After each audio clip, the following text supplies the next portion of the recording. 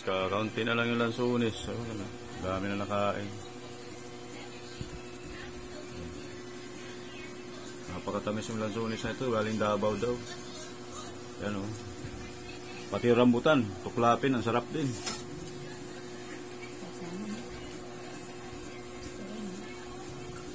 Napakasarap din ito.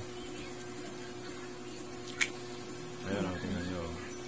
Tuklapin siya, matamis. Mas masarap pala yung rambutan na tuklapin kaysa yung sipsipin.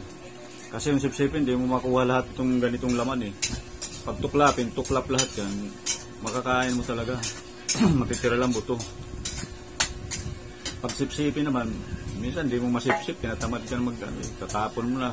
May laman pa. Hindi katulad nitong tuklapin na pagka inano mo yan, natutuklap, matitira lang talaga buto. Napakatamis pa. Pati yung lansunis, napakatamis din. Oh. Ayan guys, oh. Ang lalaki pa ng rambutan. Oh. Ang lalaki, oh.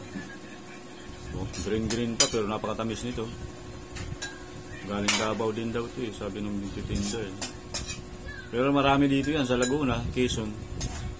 Ganito. Yan, oh. Green pa pero super tamis din. Pati yung ano. Ito nga, kalahati lang nabili. Dapat 1 kilo binili pala nito. Napakatamis itong lansunis, eh. Kaso lang baka ubos na yun. Daming bumili.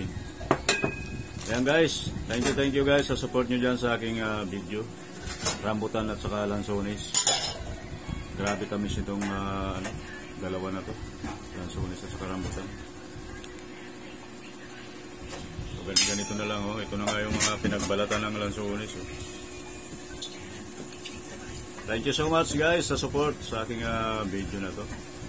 Munting video. Bye bye.